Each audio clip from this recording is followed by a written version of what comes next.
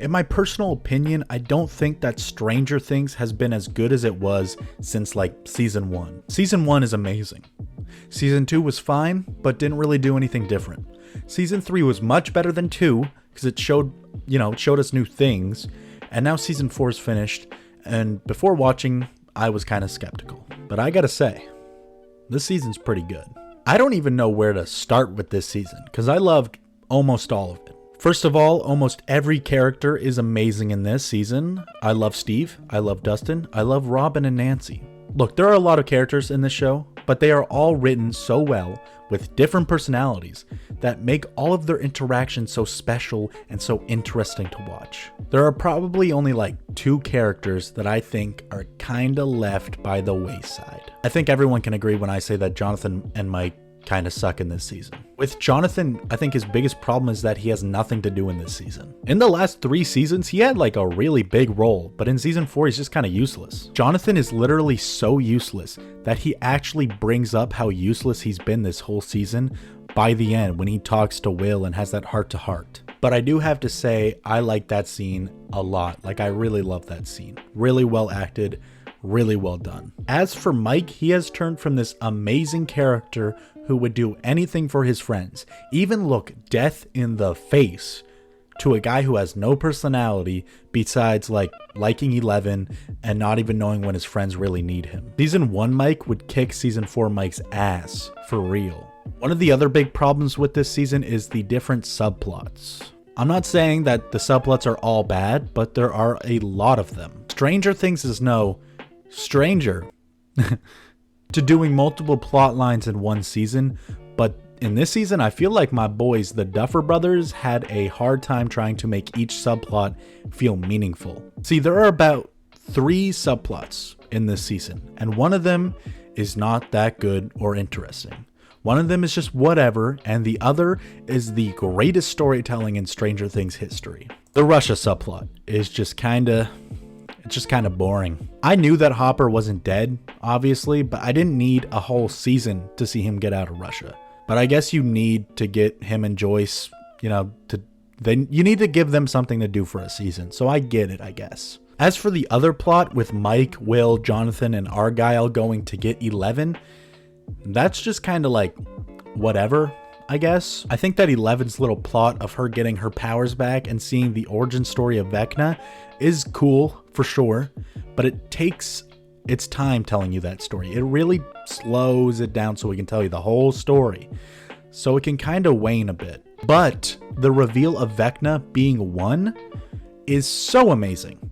I love that moment. It is so good. Now this next subplot is the reason I love this season so much, because it's just a banger. Seeing the group that goes to investigate the Vecna murders is just the Scooby-Doo type stuff that made me fall in love with this show in the first place. We have Dustin, Steve, Nancy, Robin, Lucas, Max, Erica, and everyone's new favorite character, Eddie, trying to find a way to defeat Vecna, and it's so awesome. One thing that Stranger Things is great at is introducing new characters, and Eddie is a really good new character. He's so good because Eddie shows up and everyone just loves him. TikTok went crazy for this dude. When the last 2 episodes were released, I realized he was gonna die. And when he did, it really made you feel something. Not only have all these characters around him fallen in love with him, especially Dustin, but the viewers loved him too, making you really feel something when he dies. And the acting by both actors in this scene, fantastic. Fantastic. Another thing that I love seeing was how much Steve has actually grown as a person in this season. Like, all he wants now is a family, and despite him complaining a lot about these kids around him, he wants a family, and he loves these people around him, and that's why he wants a family. Nancy even sees this and is like, damn, not only is this guy a hot hunk, but now he's a mature guy who wants kids. I might have to go back on the Steve machine.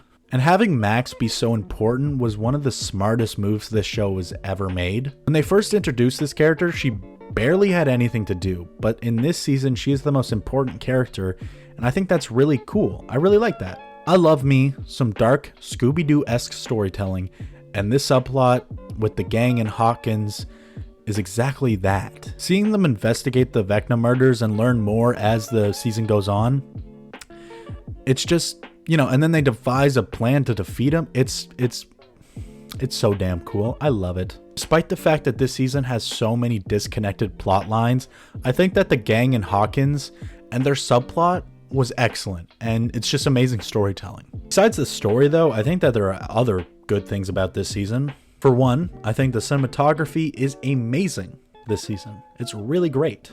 The good old Duffer Bros really did their best to make this feel different from other shows. Like, some of the action scenes in this season are better than action scenes in like most Marvel shows and movies, honestly. There is one scene that is, you know, it's all one take, and God, it looks so damn cool. I mean, look at this. This guy with the gun, all one take, kinda, and like, you can kind of see the cuts, but look how cool this looks, guys. Look how cool this looks. I mean, they make this fat dude look like John Wick. Well, that's awesome. I'm not gonna lie, the Duffer Brothers, kind of just the better, more interesting Russo brothers.